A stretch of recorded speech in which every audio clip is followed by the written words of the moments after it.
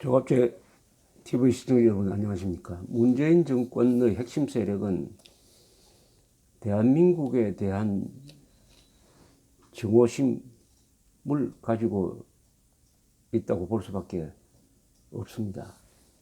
그것은 그 사람들의 반대한민국적 역사관에서 우러나온 것인데, 그 증오심이 정책으로, 국가 정책으로 드러난다는 데 문제가 있습니다. 양심의 자유는 있습니다. 사상의 자유도 있어요. 그러나 그것이 바깥으로 표출되어 가지고 공동체를 해치게 된다면은 그것은 좌시할 수가 없습니다.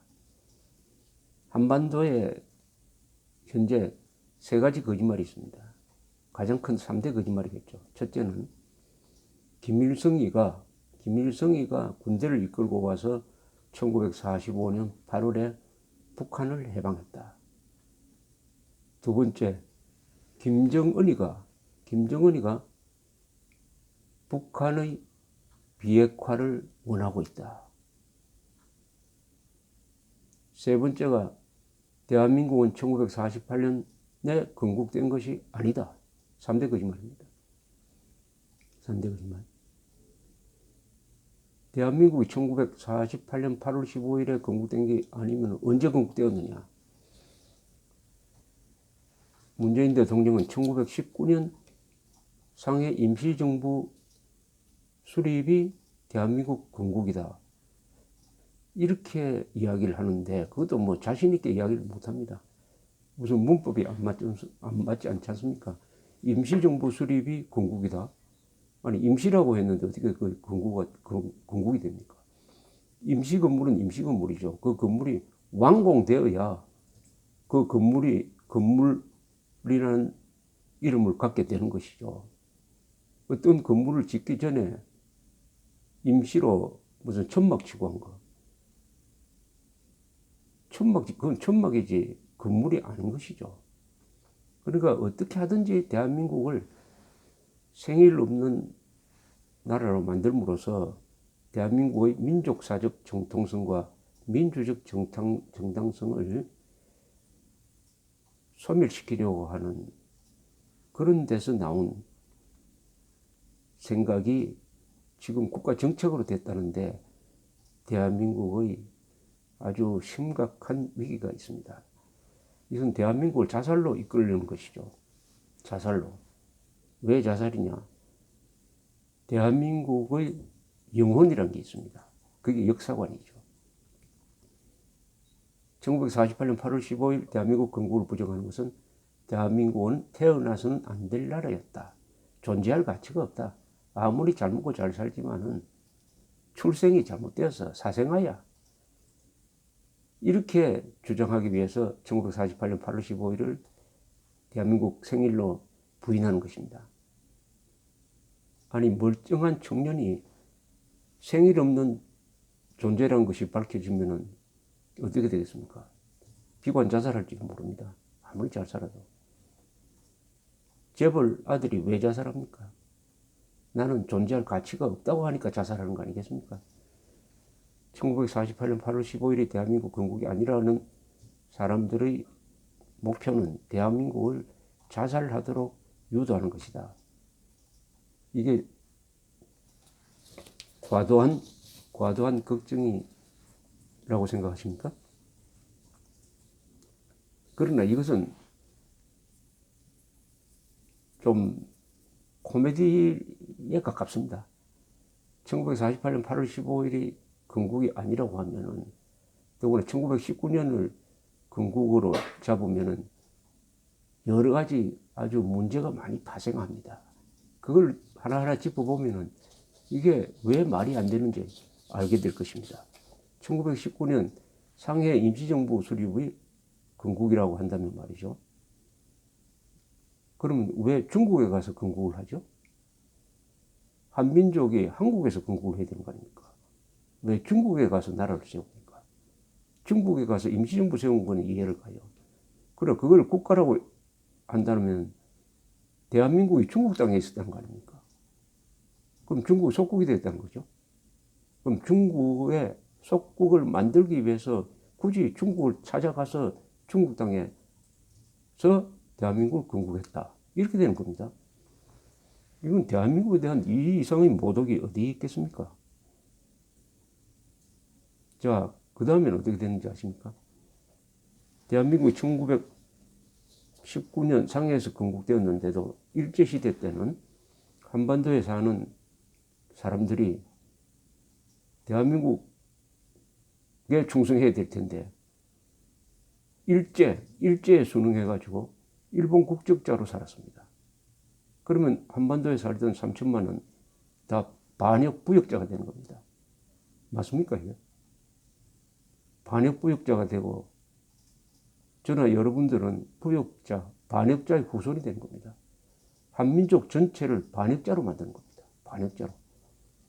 대한민국이 있는데도 일본 제국의 신민이 되었으니까 반역자가 되는 겁니다.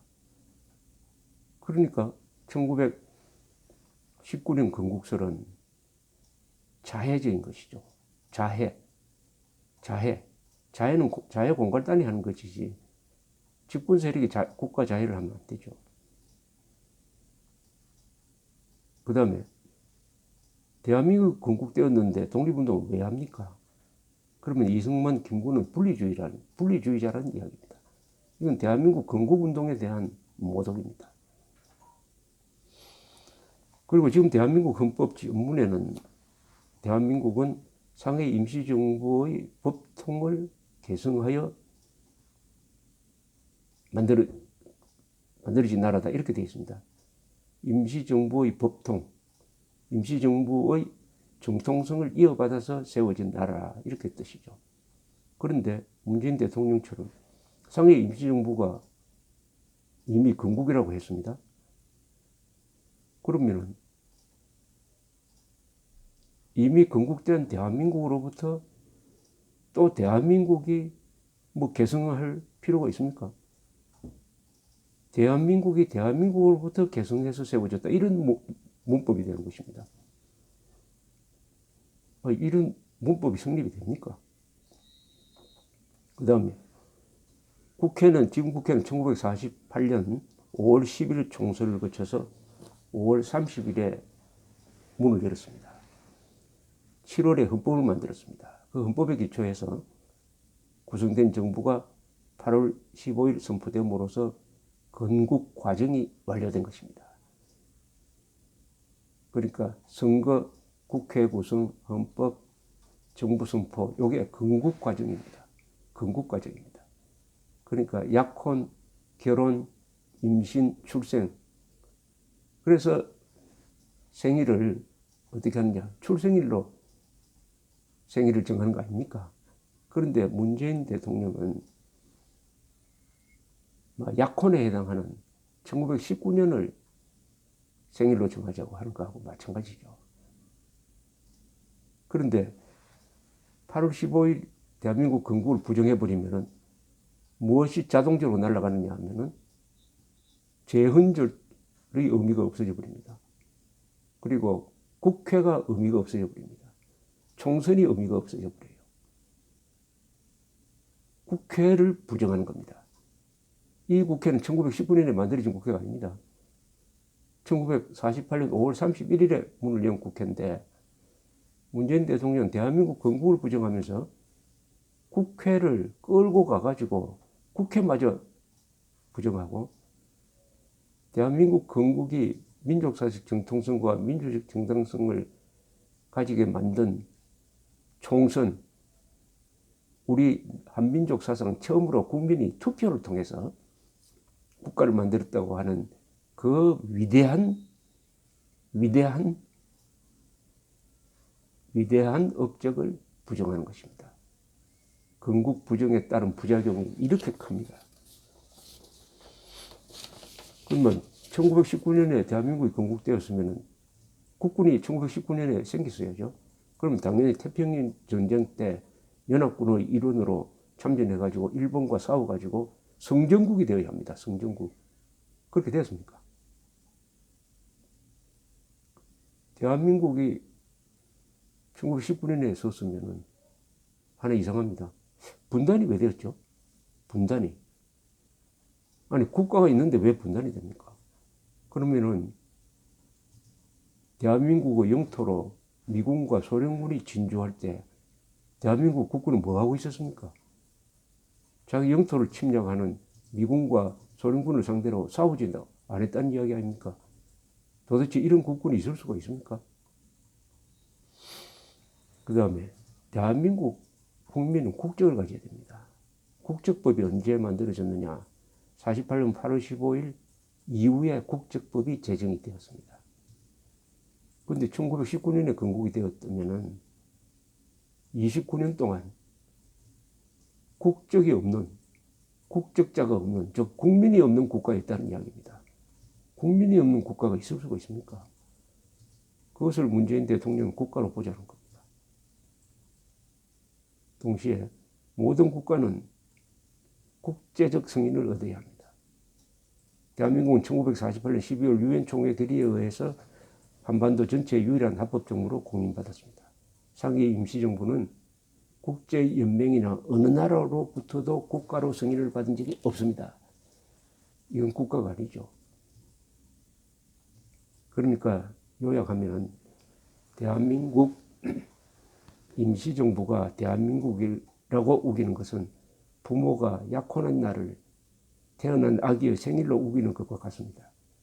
이것은 대한민국은 태어나서는 안 될 나라였다는 정오심을 깔고서 생일을 없애버림으로써 국가적 정통성, 민주적 정당성, 그리고 자유의 정체성, 그 뿌리를 잘라내기 위한 것으로 보입니다. 그러면 한반도에는 이른바 조선민주주의 인민공화국만 남게 됩니다. 이것을 바라는 것이 아닌지 모르겠어요. 우리 국민들은 국가의 생일, 그건 국민의 생일입니다.